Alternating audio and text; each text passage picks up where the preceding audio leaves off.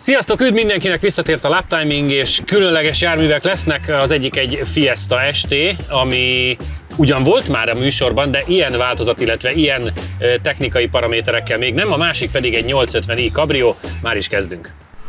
Ne érd be kevesebbel, használd te is azt, amit Bútor Róbert. Kérd az olajcserét szerelőttől Eneosszal. A műsor támogatója a Hedó Kft. Az út, ami összeköt. Megsérült a szélvédőd? Az Ixon Kft. Nálad a helyszínen megjavítja. Reklámépítészeti megoldások 20 éve a G-Ban Partners Kft-től. Támogatunk a játéknet.hu. Játékok bombaáron a netről, akár másnapra.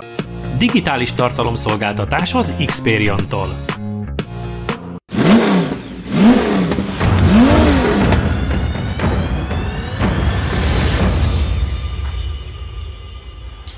János, hozzád fordulok, azért Ford és Fiesta ST felirattal nem akarom kinyitni a listát, de abból majdnem külön egy márka lehetne. Van egy újabb változat, de ugye ez is a 2 literes 150-es volt szériában. Igen, hát ugye alapvetően nem ez volt ide tervezve. Egy Cabrio párbaj lett volna, csak az egyik résztvevő az nem jött el, úgyhogy most mindjárt egy Flex-el megoldom, hogy legyen. Hogy Cabrio párbaj legyen. Igen. De szerencsére ugye mindig áll egy-két érdekes autó a parkolóba. Ugye a Fiesta ST-kből a sok turbossal már mindenféle nagyon jó időket mentünk, és akkor volt egyszer, hogy elhozták ebből a sima szériát. Ugye ez nem sima szériában, van egy kipufogó rendszer, meg hogy idézzük a tulajt, hogy valamit csináltak. Valamitől durrog. Valamitől durrog. Azt mondta, hogy nem tudja, de valamitől durrog. Mondtam, hogy ez régen a ladásidőben még úgy volt, hogy szaragyújtás, de ez valamitől durrog. Valamitől durrog, és bármilyen hangot halljunk hátulról, ne foglalkozzatok vele, menni kell. Ugye ez a két instrukció. Tehát ha elütsz valakit és az sikít, ne foglalkozz, hanem mögötted. Jó. Úgyhogy szerintem egy ilyen 150 plusz lóerős, és igazából ugye úgy vette meg, hogy egy barátjának volt az autója, egy csomót rá kellett volna költeni, és akkor ő költötte rá, úgyhogy igazából egy csomó mindenki van benne cserélve. Amúgy utcai magasság, meg minden, tehát szerintem ilyen szempontból jó. És a gumi is még viszonylag jónak néz ki rajta. Én azért egyel komolyabbat is el tudnék rá képzelni, de most ez az adottság. Egyébként ez annól jó kis autó volt, csak az volt a furcsa, hogy itt még mertek 2 literes motorokat berakni kicsi hot hatchbe, aztán ugye ez mostanára elmúlt, és ha lehet, akkor 0,9 6 turbóval megáldva. Hát ugye 3 henger, vagy inkább 2. Ez a downsizing korszak előtti autó még, ugye akkor tényleg ez volt, hogyha belegondolsz, a Clio is 2 literes szívó volt, csak ugye az más teljesítményszintet. Ugye az ST is nem az RS szint a Fordnál, bár ugye ebből nem volt RS, de hogy ez egy ilyen kellemesen sportos, mint a GTI Volkswagenek, kicsit erősebb, de mégse az és igazából ezek a Fiesták inkább, még a későbbiek is inkább a vezetési élményről voltak híresek, mint a őrült teljesítményről. Tehát, hogy kellemes vele menni, egy picit mozog a hátulja, tehát hogy ilyenekre voltak. Az, hogy most hány lóerős, az nem annyira számít. Ebben az időszakban még volt nyomaték, és nem volt akkor a súly cserébe. Csabi, mire emlékszel ebből a korszakból? Az, hogy mindig úgy szállunk ki, hogy milyen jó, amikor még nem volt downsizing. Igen, az abszolút. Akár a Clio, akár a Fiestát nézzük, és hogy persze időben általában nem mennek ilyen hiper-szuper acélosat, mert azért ez még ilyen korábbi generáció, de ennek ellenére mindig azt mondjuk, hogy fú, milyen jó, amikor egy fiatal ilyennel tanulhat vezetni, és persze nem kell hozzá 150 plusz lóerő, de hogy alapvetően ezeket az autókat még rendesen vezetni kellett, és nem PlayStation-ként mennek maguktól, szóval, hogy általában mindig a köridő is fontos, de a vezetési élmény is nagyon kellemes ezekbe. Fiesta ST-kből egyébként most gyorsan belenéztem a listánkba, 3 is volt, 50,169 a legjobb, és 51,436 a legrosszabb Fiesta ST idő. Ezzel engednélek utatokra benneteket, játszátok le, és az első pilóta melegíthet is. Aki pedig... Leszek én. János lesz. Na.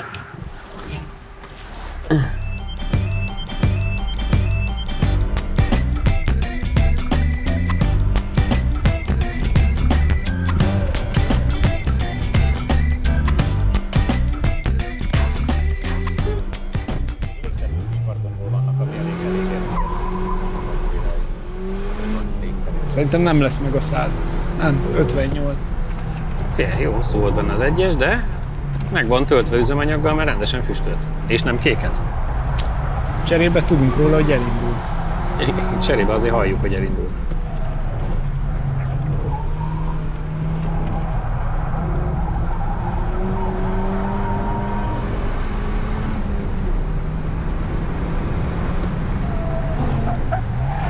Na, koncentráljunk. Majdnem azzal a sebességgel átment, Mint amivel odaért. mint amivel odaért.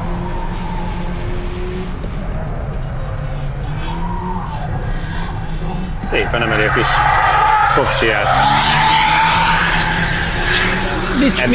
Micsoda szívóhang. Ebbe olyan tuning kipufogó van, mint ami szériában raktak az OPC-kbe. Emlékszel, hogy utáltuk az asztalba ezeket a süsörítéseket? Ebbe az a fajta van. Lehet, az Opel mérnökei gyártották azt a Magnaflót, amit beleraktak. Vagy azt a Rémusz bácsit.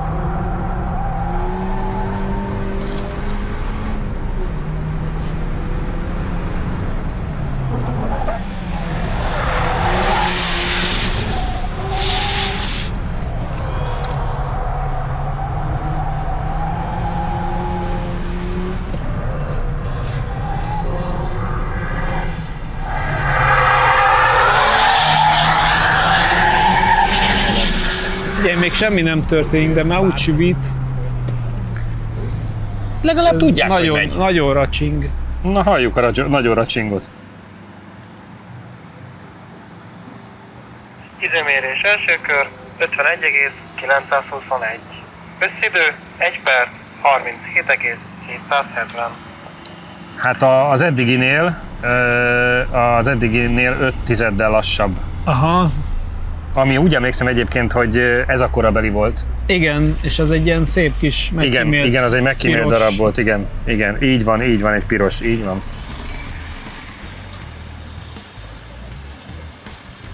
Ez a tipikusan nem rossz, de lenne hova fejlődni. Sok erőt elvisz ez a süvítés. Olyan, mint hosszú Katinka. Tudott jobbat régebben. Ja. 51.900, ami 5 tizeddel lassabb, mint egyébként emlékszik a Csabi, a piros színű, ugyanez a korabeli.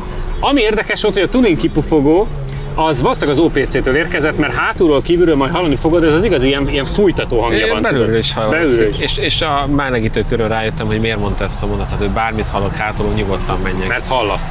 Hát egy ilyen, mintha egy ilyen csörgő zenekar így beépítették volna, és ugye minél nagyobb a kanyar, annál inkább összeáll a kis vonós négyes, meg a mindenféle fém, nem tudom, golyókat elrejtettek benne, tehát minden csörög, de jó hangulata lesz. Egyébként ez, amikor ilyen alaphangon szörnyű hangok voltak, az annó még a 206 VRC-be volt, amikor az rendesen nem kinyomott kuplungnál alapjáraton, tudod, járt minden a váltójába. És abba volt az, emlékszem, az összes ilyen Miskolc környéki vidéki verseny, hogy álltak mellette az okos hozzáértő nézők. Ó, tesó, az már nem megy csak háig, nem. Mindenki értett hozzá. Csabi, nézzük meg. adjál neki. Nem mondjak neki semmi jó tanácsot? De mondjál. Mondjad. Ha nagyon csörög, ne nézz hátra a tükörbe, nem hagytál el semmit. Jó. Azt néztem még egyébként. Tapadási szín nem olyan, mint az előző adásban. Főtengely csapágyakat ott hagytam, mi? Igen. Figyelj, azt néztem a rajtnál, hogy viszonylag hosszú benne a váltó. Igen, meg elbasztam, mert nagyon kiforgott. Igen? Hát sokáig forgott alatta a kerék. És akkor igazániból 2-3 a pálya? Második, harmadik? Hát pont így kifordulsz, és akkor ott a 3-as kell. Aha. Csak ahogy behozod a 3-ast, olyan, mintha ugye egy másik univerzumba érkeznél meg, tehát onnantól kezdve nem túl lelkes már a gyorsulás. Azt néztük, hogy a sikánon igazániból majdnem azzal a tempóval át tudsz ugrani, amivel odaértél. Nem, Jó, kell nyilván. fékezni. De igen. De egyébként maga a még rázóköveket tök jól kirugózza. Meg ez még mindig egy jó konstrukció. Igen, és, igen. És tényleg mai fiataloknak, ahogy tényleg ezeknél az autóknál mindig azt szoktuk konklúziónak hozni, hogy aki most ezen tanulhat vezetni, vagy egy ilyen az első autója, mert már nyilván most semmi sem olcsó, de ezek azért még mindig nem olyan életveszélyesen drága autók. Cserébe az élmény, amit ad. Nincs benne ESP, és mégis vezethető valami, és tudod, hogy kicsit úsztatni a hátulját, kicsit ez az. Nem az van, hogy... Ez pont egy első jogosítványosnak nagyon fontos, hogy a körforgalomban, hogyha rálik bentitek, meg elveszitek egy pillanatra, akkor megindul a hátulja. Volt olyan, régen még, mikor origós voltam, volt olyan tanpályás tesztünk, amit azt próbálgattuk, hogy a zseniálisnak beállított autók, hogy ha kikapcsol az ESP-t, hogy maga a futómű, hogy... És volt valami keresztbe okozt, és nagyjából megforgott vele, aki addig fényét dicsérte, hogy úristen, milyen jó a futómű, kiderült, nem, hanem az elektronika úgy szabályoztaná. Ugye ebben maga a futómű olyan, hogy ha hülyeséget csinálsz, akkor is nem egyből forogsz, mint a disznó a laborba, hanem szépen így ellassul benne. Figyelj, ő azért, na. Ő felfújta. Ő fel. Jobb is lett a gyorsítása, jóval, mint a tied. Csabánk ráment az időre. Hiányérzete volt a Porsche Taycan kapcsán, És most kiélted? Igen.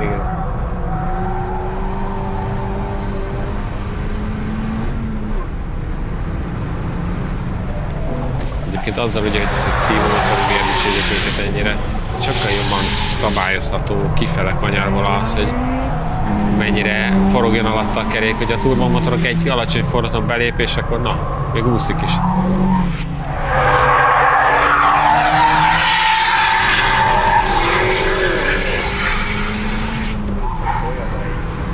Igen. 100.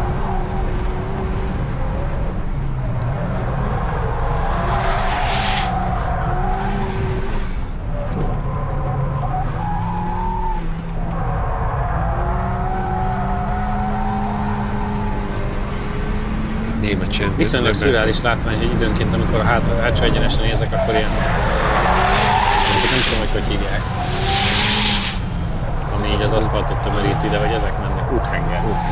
Ezek zsalnak ott.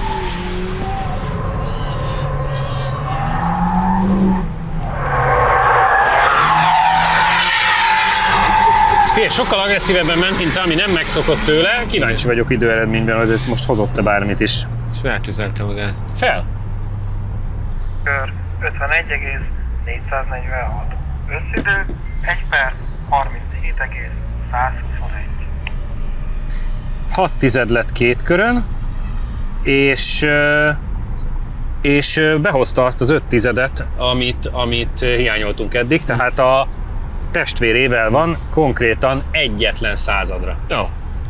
Úgyhogy igazániból tudja. Még mindig tudja ugyanazt, amit tudott kicsit korábban is. Egy másik kiszerelésben. Tehát a tuning nem ért semmit, de... Igen, a tuning nem ért semmit, de legalább pont tudja. annyival erősebb, mint amilyen rosszabb rajta a gumi. Igen. Figyelj, nem apróztad el, tehát hogy... Na, Figyelj, te ezt akartad, Csabi. Láttuk az egész mozgáson, már a rajtnál, ahogy felpörkölted gyakorlatilag. Szóval nagyon látványosan akartad ezt a dolgot, és behoztad azt az 5 tizedet, amit János valahol ott hagyott. Ezért gyakorlatilag a korábban említett piros hasonszörű esténél egyetlen századdal lassabb csak, kereken egyetlen századdal. Erre János epésen megjegyezte, hogy amennyit a tuning gyorsított, annyit a gumi rontott, úgyhogy, de még mindig tudja ugyanazt, amit tudott pár évvel ezelőtt. Összességében jól nézett ki. egyébként nagyon sokat mosolyogtam menet közben, tehát ilyen kicsit ilyen mindegy alapon próbáltam megközelíteni, és bárhova, bármennyivel be lehet menni. Ezt láttuk is. Például ebbe a kanyarba, itt előttünk, itt 2-ször csúsztál el 4 kerékkel, igen. Igen, azért mondom, hogy a guminak van egy olyan előnye, hogy nem tapad, De viszont folyamatosan. Viszont cserébe tényleg nem tapad, és hátul se.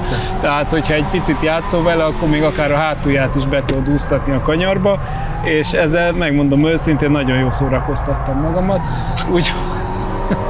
De hát kár neki Turbo F Taycant hozni. Minek? Itt van 150 lóerő, nem annyira jó guminő, ezt szórakoztatja magát.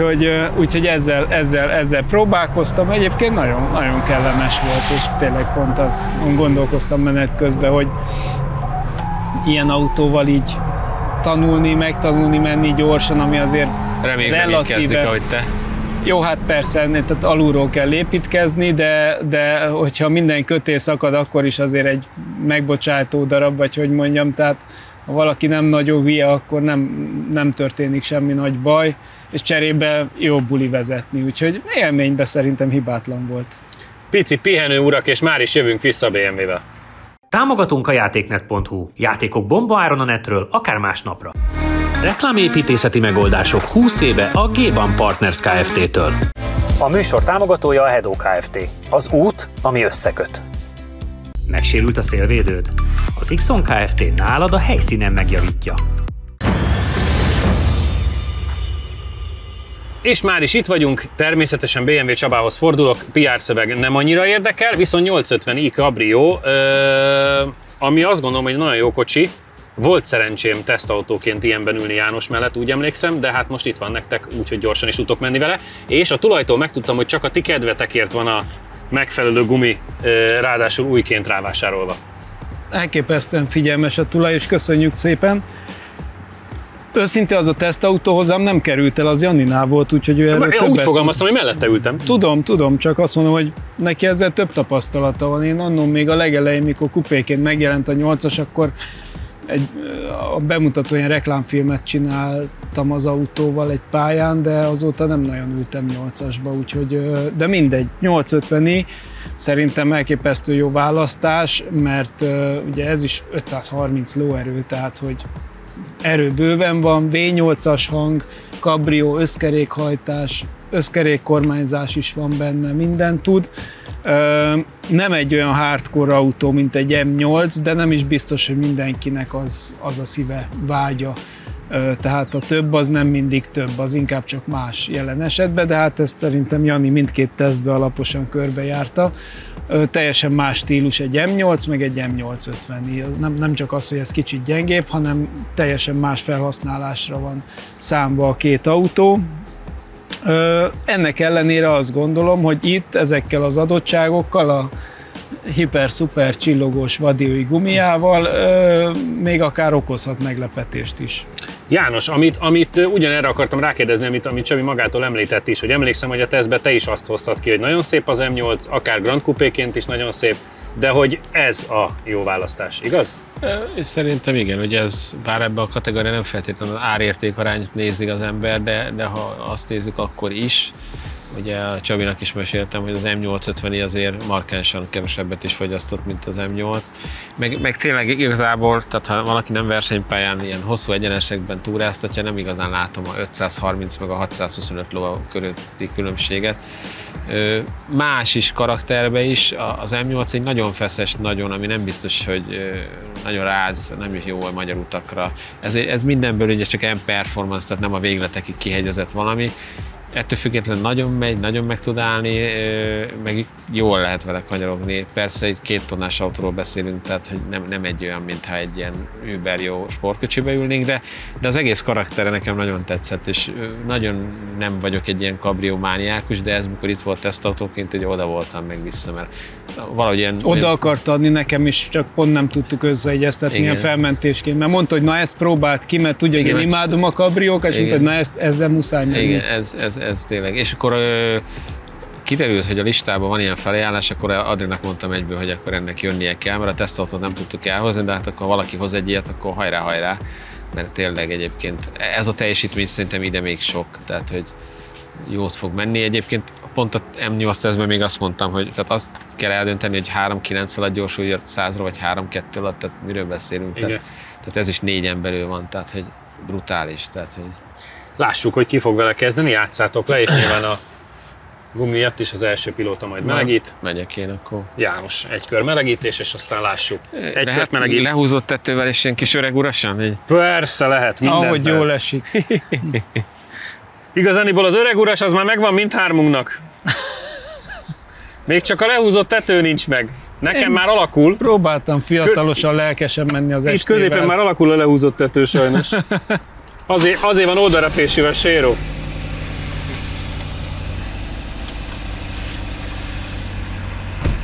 Na.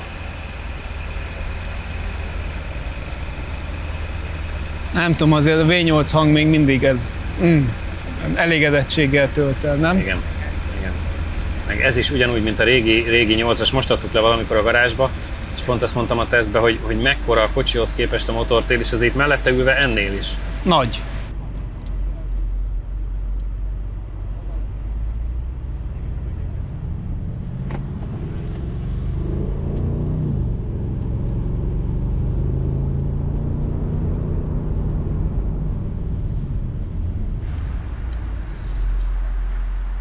Egyébként ez az M850 engem erősen az Alpina stílusára emlékeztet, tehát ugye csak az még egy fokkal rátol teljesítménybe és minden, ami egy ilyen luxus, elegáns, de sportos haladás. Nem a hardcore megfeszülök és pályanap, hanem inkább egy elegáns, de gyors és kényelmes. Nem fog kellni sokáig várnod, mert a jövő héten lesz. Jó. Na nézzük meg, közben testvéred megindult, és egy 84-es gyorsulást tudott produkálni. Azért az eléggé nem rossz. Ami ekkora súlytól egyáltalán nem rossz, ugye. Eddig a mai napi forgatásunkból a 99 volt. Jó, de az extrém. De az extrém volt, igen. Nem jellemző. És Úgy, ide de hallod a szépen megjött. V8-at. Igen, meg hogy milyen szépen megjött az egyenesbe. Azért Hova kell ennél több? 530 Igen, ló, á, tehát miről nagyon beszélsz? sok. Ugye 4.4 V8,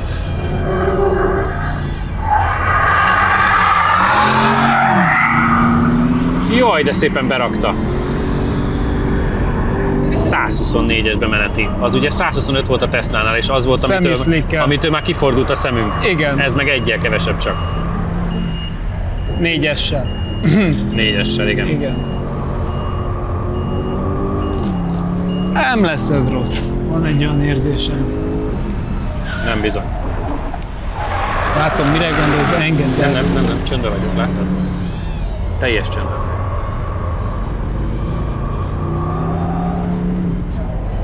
Nagyon szépen mozog.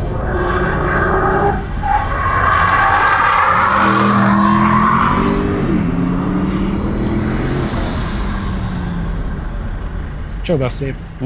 Nagyon kíváncsi vagyok, hogy BMW-ken belül. Mérés első kör, 47,054. Wow! Idő 1 perc, 29,141.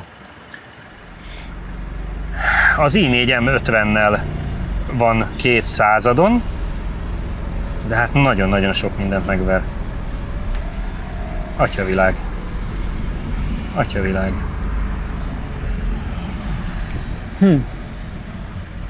A nagy listában is pont az M50. A 488 GTB mögött van 300-ad, 300-addal. de a 458 előtt 200-addal. Hoppá. Ez egy így öreg urasan nem olyan rossz. Igen, ez egy ilyen lenyitott tetejűvel. Igen. Wow. Ez igen meglepő. 47054, ami azt is tekintve, hogy az átmeneti sebességet 124 volt, és ugye a 125-ös Teslától magunk alá nyúltunk.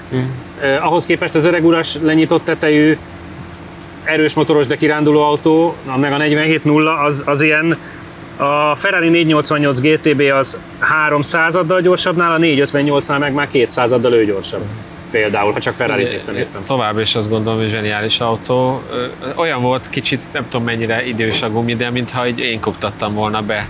Tehát a második körre úgy állt össze, de még a második körnek is csak itt a legvégén éreztem, hogy a hátsó gumihőmérséklet már éri azt, hogy olyan jól el tudjak gyorsulni. Amúgy láttátok, így elsőre így eldobta a fenekét.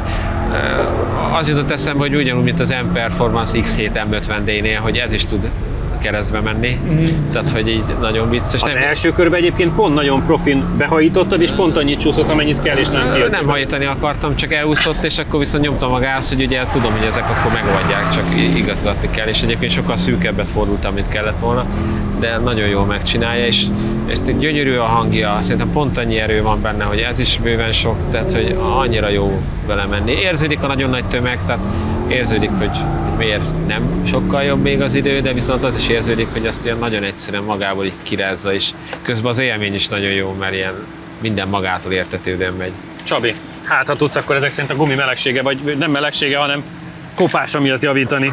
De nagyon, 47.0-ás autó azért az nem rossz. Visszamegyek a BMW közé.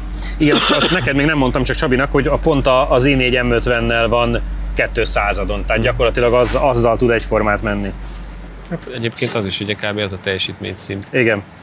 Tehát M2 Competition-t megvert, M3-at, M4-et, X6M-et. Na, azért nagyon sok mindent. Hát BMW-ből az abszolút 11. azt képzeld el. Az le a kalappal. És tényleg, ahogy kinéz, hallod a gyönyörű V8-os hangot, de hogy egyébként olyan, mintha gyorsan cruizolnál valahova. Igen, de hogy benne is olyan, hogy nincs ilyen félelem érzeted, hogy az egész itt történik magától értetődően. Jó, hogy jött egy kis kicsit így rotyog is. Igen. Nagyon szép a hangja kívülről is egyébként. Főleg az egyenesből, ami visszaszűrődik, hogy amikor úgy nyomjátok, akkor... Ezen még nincs 3 milliós karbon kerámia fék, meg... Igen. De ez is megáll, tehát...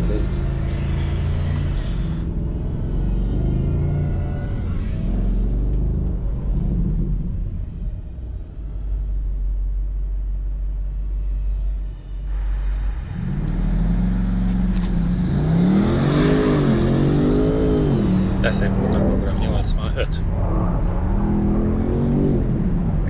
Azt hiszem neked is valami 84 vagy 85 volt. Én nem faszítottam össze, csak úgy nem, tudom. Úgyis jó. De ezek szerint igen, tehát úgyis hasonló tudod gyorsulni. Na, most látod, hogy az egyenes nagyon szép és hangos is, és gyors. Hát megint úr. Ott ugye hagyja a drónt.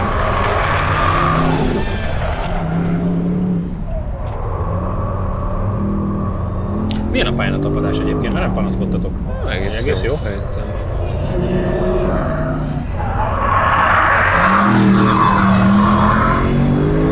Na, mert neki nem úszkál annyira. 120. Elibbentettem, mert ugye te 24-jel voltál. Olyan, mintha most itt kétszer kellett volna kigyorsítani.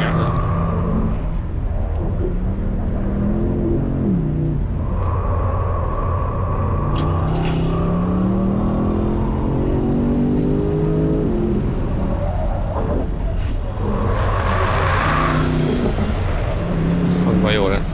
Mi? Hangban jó.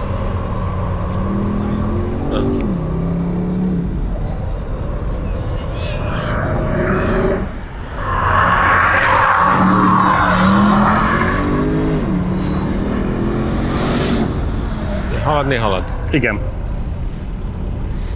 Várjuk meg, míg feláll.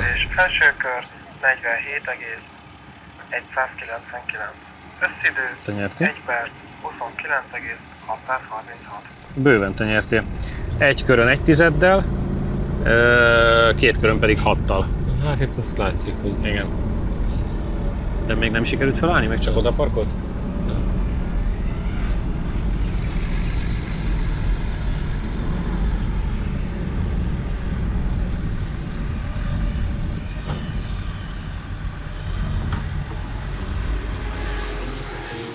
Remek volt a 2 kör, de egy körön 1 tizeddel, 2 körön pedig 6 tizeddel végül is Jani nyert, de azért azt jelenti, hogy akkor, hogyha 1 tized van kettőtök között, akkor megint sikerült valahol egy jó szintet kiautózni az első körön. Milyen volt az élmény? Nekem már nem mozgott a hátulja egyáltalán, csak az elején csúszott, tehát hogy nem volt olyan jó befordulás sehol. Úgyhogy emiatt nem volt annyira jó, meg tényleg a hátulját nem tudtam úgy mozgatni. Egyébként hibátlan, tehát tényleg, ha ugyanez egy picit keményebb, akár MS autónak is elmenne, mármint futóművileg, viszont így ezt is tudja, meg valószínűleg minden napokban is egy szuper autó, úgyhogy elképesztő. A hangja is tök jó, úgyhogy hiába manapság így részecskeszűrő, meg minden van bennük, ennek ellenére azért így egy kellemes V8-as hang van, nem tolakodóan, de azért pont kellően határozottan, úgyhogy azt hozta, amire számítottam. Ezek voltunk már, a jövő héten is természetesen lesz lap timing, amikor is a nagy riválisok Mercedes és BMW fog találkozni, miközben az operatőrök röhögnek a kamera mögött, tehát valószínűleg a hátteremben éppen parkolászik fel a markoló vagy a nem tudom kicsoda. Addig is tartsatok a csatornával, tudjátok, Facebook, YouTube, Insta, jövő héten találkozunk, sziasztok! Ne érd be kevesebbel, használd te is azt, amit Bútor Róbert. Kérd az olajcserét szerelőttől Eneosszal. Digitális tartalomszolgáltatás az Xperion-tól. Támogatónk a Data Expert. Adatokat csak tiszta forrásból. Professzionális küzdősport és fitness felszerelések a BP Fight-tól. Sütőipari gépek forgalmazása és szervizelése a ProGape Goldex Kft-től. Ülj be te is versenyzőink mellé, és éld át a száguldás különleges élményét a Hungaroringen. Jelentkezz a Phoenix Motorsport elérhetőségein. Ha még nem tetted meg, most azonnal iratkozz fel a csatornánkra. Nyomd meg hozzá a kis csengőt, és így nem maradsz le a lap timing adásokról sem.